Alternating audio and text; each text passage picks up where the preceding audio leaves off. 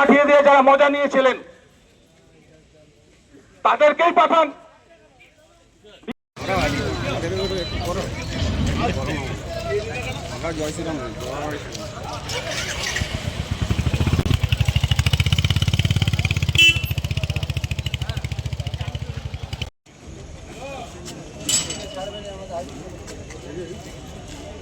নিমাদা একবার দাঁড়িয়ে একটু পড়া বলছি। নিমাদা আজকে কি কি দাবি আপনারা রাখছেন?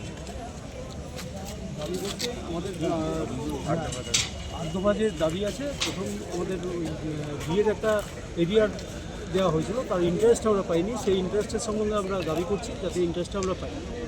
দ্বিতীয়, আমাদের যে দীর্ঘদিন ধরে কর্মচারীরা ডেপুটেশনে বহু জায়গায় আমরা বিভিন্নভাবে অসুবিধার মধ্যে দিন যাপন করছি, তারা যাতে নিজস্ব সংস্থায় ফিরে আসে তার একটা দাবি আমাদের রয়েছে।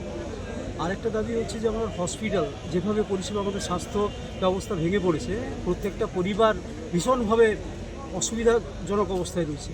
সেই অসুবিধাজনক জায়গা থেকে আমরা ডিপিএল ম্যানেজমেন্টকে দাবি করব যাতে সুস্থ একটা স্বাস্থ্য পরিষেবা দিতে পারে বা দেওয়া যায়। এই হচ্ছে দাবি। এরপরে আমাদের এই কন্ট্রাকচুয়াল যে ওয়ার্কার রয়েছে তারা বিভিন্নভাবে 10-13 দিনের ডিউটি, 15 দিনের ডিউটি, কেউ 20 দিন 22 দিন এই রোটেশনটা বন্ধ করে আমরা চাইছি দিন যাতে কন্টিনিউ ডিউটি করতে পারে। তাদেরও পরিবার আছে, তাদের পরিবার। আর দীর্ঘদিন ধরে আমাদের ডেথ কেস মানে পরিবারের সদস্যদের চাকরি দেওয়া হয়নি, সেই চাকরির দাবিতেও আমরা এসেছি আজকে ডেপুটেশন দেওয়ার জন্য। মূলত এই সমস্ত দাবিগুলোই আমাদের দাবি থাকবে, যাতে করে শ্রমিক কর্মচারীরা খুব সুস্থ একটা পরিষেবা পাই, তার দাবি নিয়ে আমরা আজকে দাবি পেশ করি। কিন্তু রাজ্যে পালাবদল হয়েছে। এই কন্ট্রাক্টরদের যে সমস্ত কোম্পানিগুলো বাইরে থেকে এসেছেন কাজ করতে, কেউ অ্যানুয়াল মেইনটেনেন্স কন্ট্রাক্টে আছেন, কেউ বিভিন্নভাবে কন্ট্রাক্ট পেয়েছেন ডিপিএল এর ভেতরে কাজ করার জন্য। ম্যানেজমেন্ট সেটা তো হতে পারে না দাদা। এবার আমাদের ভাবতে হবে, তাই আমরা আজ পথে নেমেছি, আজকে গেটে দাঁড়িয়েছি।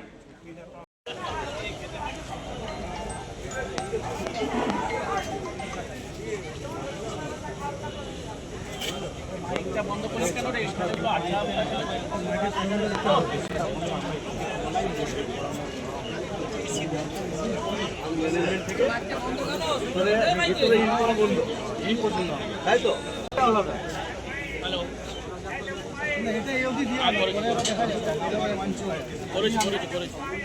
কি মনে হয়?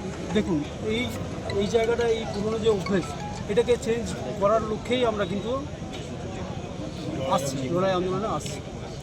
কেন এই ট্র্যাডিশন ভাঙতে হবে। এই ট্র্যাডিশন না ভাঙলে আমরা কিন্তু শ্রমিক কর্মচারীদের ন্যায্য দাবিগুলো আমরা আদায় করতে পারি। দেখুন, এখনও ম্যানেজমেন্টের অনেক অফিসার আছেন যারা শ্রমিকদের কথাও ভাবছে না, আবার বিশেষ করে ইন্ডাস্ট্রির কথাও ভাবছে না। আগের যারা সরকারে ছিল তাদের সঙ্গে রীতিমতো তারা যোগ সাজেশ রেখে অনেক রকম করার চেষ্টা করছে। আমরা তাই ভারতীয় মজদুর সংঘের তরফ থেকে নিয়ম আইনটাকে প্রতিষ্ঠা করার জন্য, শ্রম আইনটাকে প্রতিষ্ঠা করার জন্য আমরা আমাদের কর্মসূচি গ্রহণ করে আমরা আগামী দিনে এগিয়ে যাব। স্বার্থপর ব্যক্তিদের ডিপিএল এর মাথার উপর বসিয়ে দেওয়া হলো।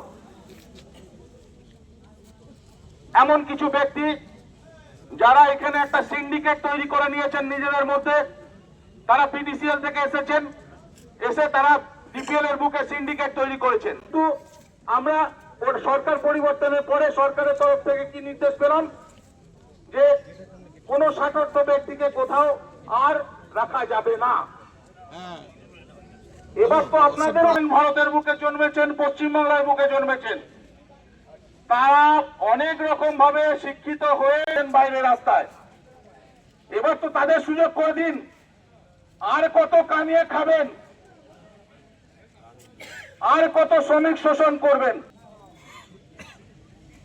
তাই আজ সময়, আজকে সরকারের প্রায়, তা সত্ত্বেও আমাদেরকে সেভাবে গুরুত্ব দেওয়া হয় না, আমাদের কথাবার্তাকে পাত্তা দেওয়া হয় না। আমরা শ্রমিকদের স্বার্থে বলতে ব্যবস্থা করুন।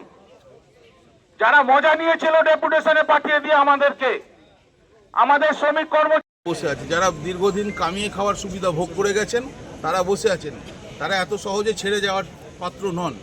তো বারবার আঘাত করতে হচ্ছে তাদেরকে বারবার আঘাতের মাধ্যমে তাদেরকে জানান দেওয়া হচ্ছে যে সরকার পরিবর্তন হয়েছে, এবার কামিয়ে খাওয়ার ঘুমটা ছেড়ে দিয়ে আমাদের সঠিকভাবে সমস্ত ন্যায্য পাওনা, সমস্ত শ্রমিকদের সমস্ত সুবিধা, তাদের স্বাস্থ্য সুবিধা, তাদের মজুরির সুবিধা, তাদের ডেপুটেশনে পাঠিয়ে দিয়েছে, সেখানে যে কৃতদাস ব্যবস্থা চালু আছে সেটাকে ফিরিয়ে আনার ব্যবস্থা, সেখান থেকে ফিরিয়ে আনার ব্যবস্থা, এইগুলো আমাদের দাবি। সেই সমস্ত দাবি নিয়ে আজকে ম্যানেজমেন্টের কাছে যাওয়া।